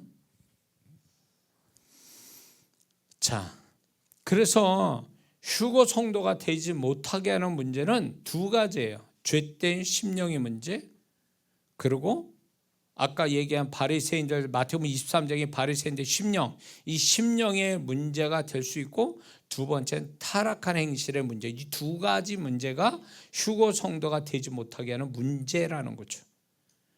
그래서 이 보세요. 이게 바울을 통해서 이 행실의 문제를 낱낱이 자세하게 기록해 놓았는데, 이게 안 믿는 자의 얘기가 아니라 믿는 자의 얘기라는 거예요. 만약에 바울이 교회 안에 있는 믿는 자가 이런 일이 없으면 이건 잘못된 얘기죠. 헛소리 하는 것이 되고 뜬구름 잡고 하는 소리와 같아요. 근데 이게 실제로 교회 안에서 일어난 믿는 자의 일어난 일들이기 때문에 하나님은 바울을 통해서 얘기하고 계시는 거죠. 고린도전서 6장 9절 10절을 보면 불의한 자가 하나님 나라를 유업으로 받지 못할 줄을 알지 못하냐. 미혹받지 말라. 음란한 자와 우상 숭배하는 자와 간음하는 자나 탐색, 성을 좋아하는 거, 좋아하는 자나 남색, 동성연애 하는 자나 도적이나 탐욕 부린 자나 술 취한 자나 욕하는 자나 약탈하는 자들은 하나님의 나라를 유업으로 받지 못하리라. 그러니까 구원의 기준을 보면서 휴거의 성도가 어떠한지를 예측할 수 있는 거죠. 구원을 어떻게 유지하는 그거로 보면 휴거 성도가 그 이상의 것이니까 이거를 기준 삼아 본다면 틀림없다고 우리는 생각해야 됩니다. 갈라디아서 5장 19절에서 21절에 아까 얘기했죠. 육체의 일은 현저하니 음행과 더러운 것과 호색, 우상 숭배와 주술과 원수 맺는 것과 분쟁과 시기와 분냄과 단찍는 것과 불리함과 이단과 투기와 술 취함과 방탕함과 또 그와 같은 것이라. 전에 너희에게 경계한 것 같이 경계하노니 이런 일을 하는 자들은 하나님의 나라를 유업으로 받지 못하고. 아주 상세히 했죠. 이 죄의 어떤 행위에 대해서. 계시록 21장 8절을 보니까 두려워하는 자들과 믿지 않은 자들과 흉악한 자들과 살인자들과 행음자들과 술객들과 우상 숭배자들과 모든 거짓말하는 자들은 불과 유황으로 타는 못에 참여하리니 이것이 둘째 사망이라.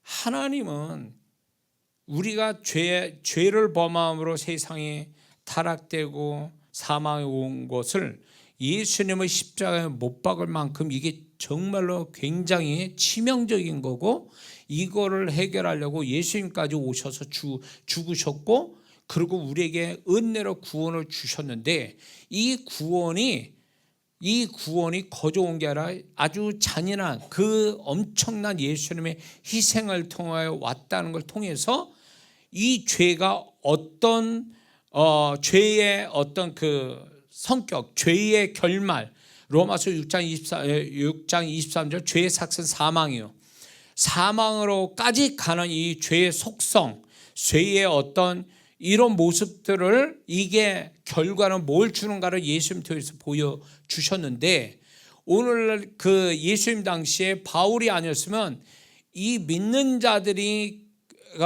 행하는 이 죄에 대해서 바울이 들춰내지 않았으면 아마 어쩌면 기독교는 지금까지 내려오지 못했을 거예요. 더러움으로 죄를 그냥 가볍게 여기는 정도의 종교로 생각하고, 어쩌면 여기까지는 이 정도의 기독교의 생명력을 가지고 오지는 못했을 거라는 거예요. 기독교의 이 교회 역사상 기독교의 생명력을 갖게 하는 원동력이 뭐냐면 거룩함이에요. 거룩함이 없었다면 기독교의 생명력이 여기까지 오지 못한다는 거죠. 근데 그 기독교의 생명력을 갖게 하기 위해서 바울을 통해서 믿는 자들이 행위가 얼마나 하나님 앞에 위험스러운 죄악을 범하는가, 그 제목들을 다 낱낱이 지금 얘기하고 있잖아요. 이런 자들은 하나님의 나라를 유업으로 못 받는다. 구원을 잃어버린다는 뜻이잖아요. 구원을 잃어버린 이 모습이 휴거는 되겠냐, 그 얘기예요. 그러니까 이게 최저점이에요. 이들의 죄악의 모습이 구원을 못 받는 최저선이라면, 이 휴거 성도가 이 최저선도 못 지키면 휴거되지 못한다는 걸 얘기하는 거지. 이해가 되세요? 이게 계시된 게 앞에서도 얘기했지만 고린도전서 10장에 보면 이스라엘 백성이 광야에서 죽임당한, 가나안 땅에 못 들어간 죽임당한 이스라엘 백성들이 나오거든요. 광야에서 죽임당했어요. 가나안 땅 못 들어간, 약속받았음에도 불구하고 가나안 땅에 못 들어간 그 이스라엘 백성들의 죄악을 고린도전서 10장에서 나오거든요. 근데 이게 왜 기록이 됐을까? 오늘날 구원받고 더 나아서 휴거 성도가 되는데, 이런 죄악으로 말미암아 죽임을 당하면 이건 구원조차도 안 되고 휴거 성도는 더더욱 안 된다는 것을 알고 경고용으로 말씀하는 거죠. 너희는 그러지 말라고. 그러지 말라는 얘기는 그때 당시에 그런 죄악이 오늘날에도 지금 이 바울이 말한 내용을 보면 오늘날에도 있거든요. 교회 안에 믿는 자들의 이런 일이 있거든요.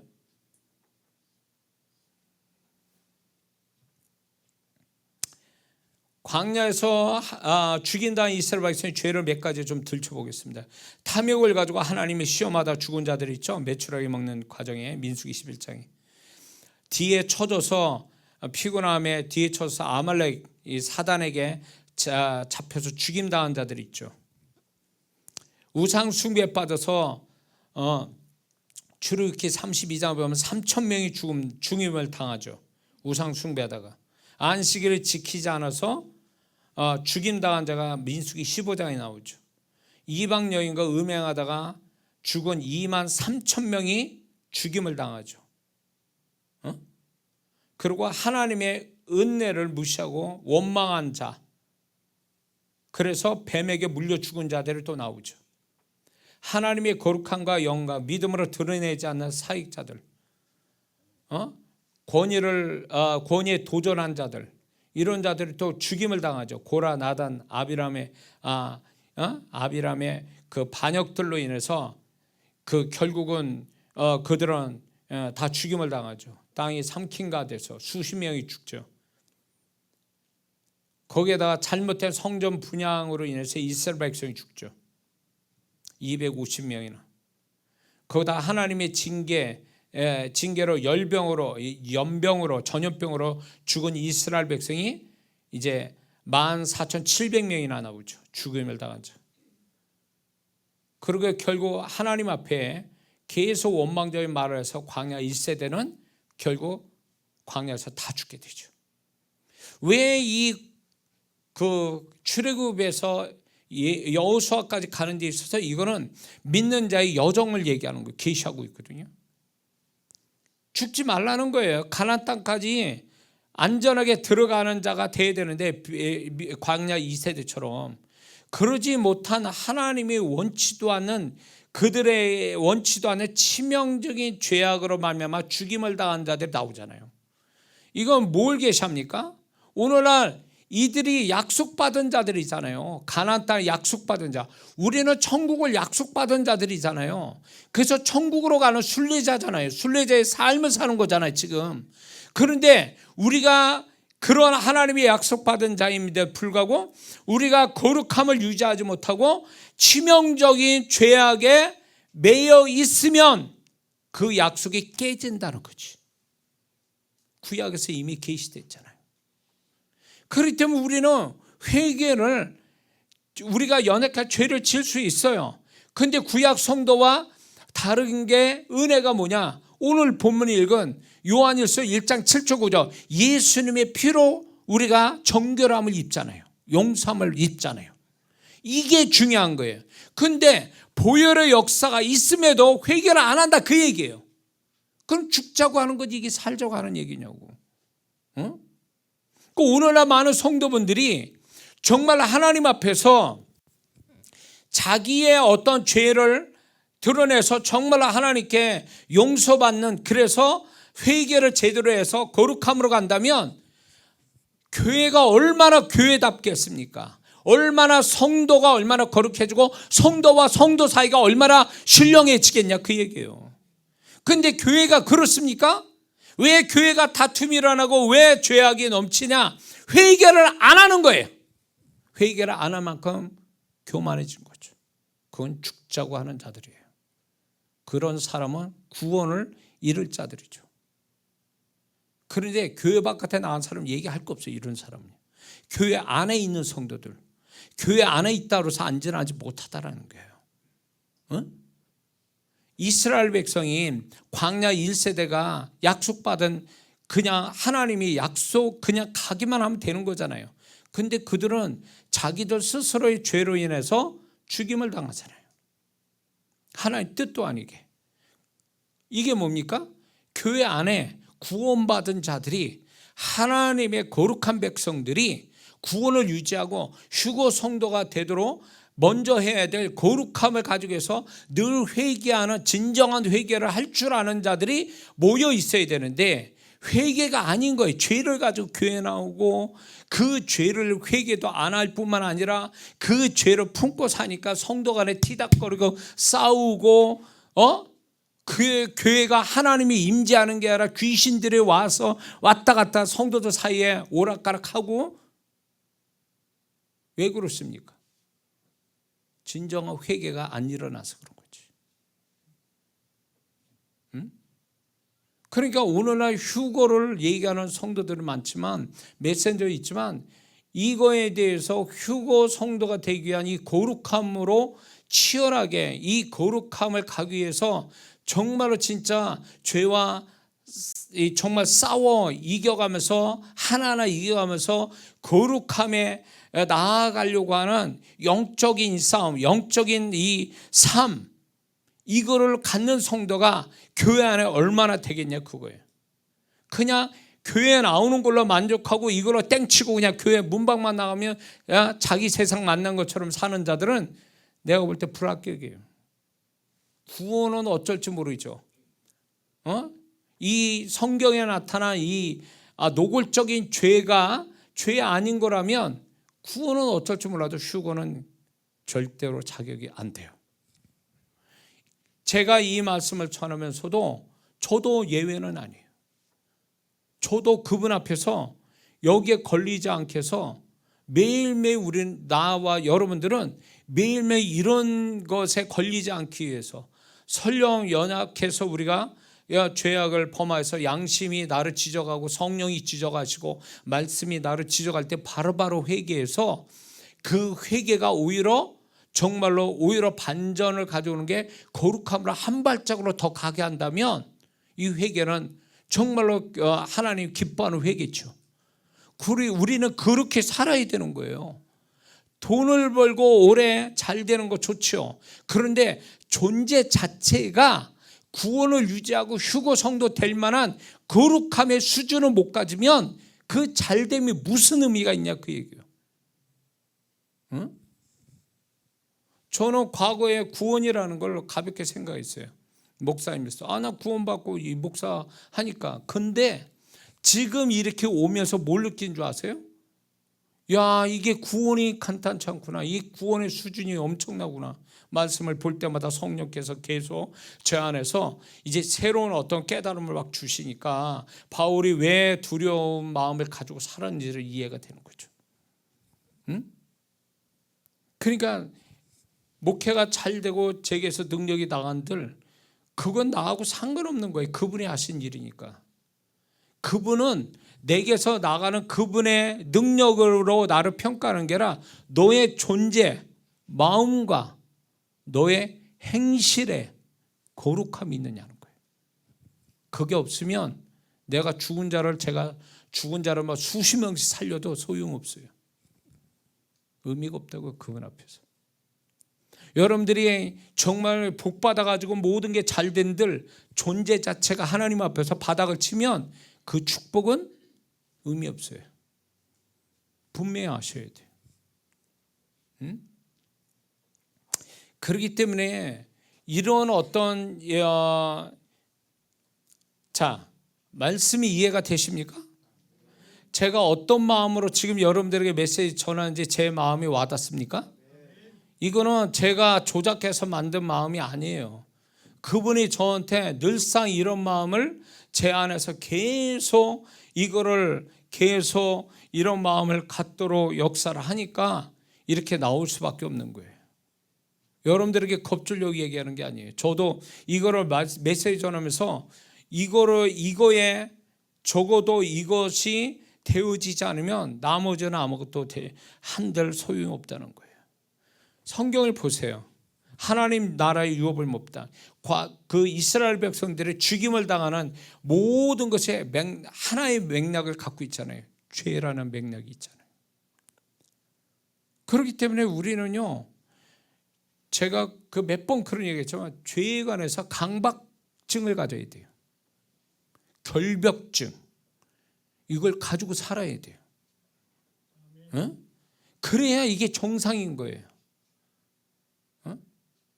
그래서 제가 이렇게 집에서 막 이렇게 그런 것을 보게 되거든요. 제가 뭐 이렇게 해도 아주 세밀하게, 아주 진짜 막 세밀하게 청소를 해도 세밀하게 하고, 이제 손을 씻는다 해도 대충 씻는 게 아니라 확실히 손을 씻거든요. 제가 습관이 그렇거든요. 그래, 그것이 저는 하나님 앞에서도 이렇게 해요.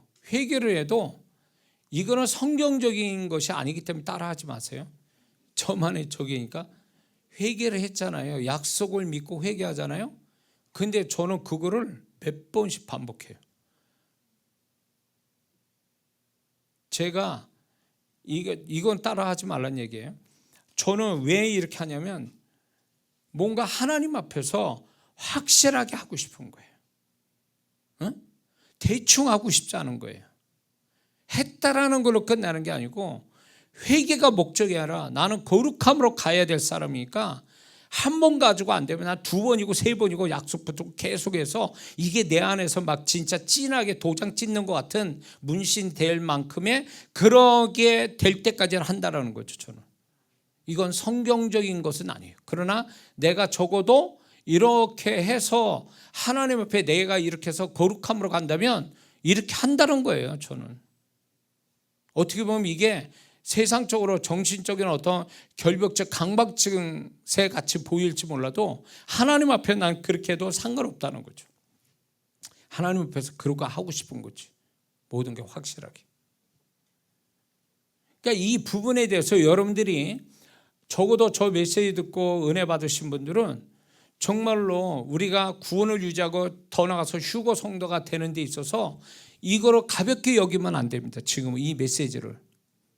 그래서 어떻게든지 여러분의 마음이, 성령이, 말씀이 우리를 지적해서 잘못됐다라고 하면 무조건 그분 앞에서 큰 죄든 작은 죄든 그걸 하나님께 확실하게 회개를 해서 한 발짝 더 거룩함으로 가는 그런 모습으로 살아야 될 줄 믿습니다.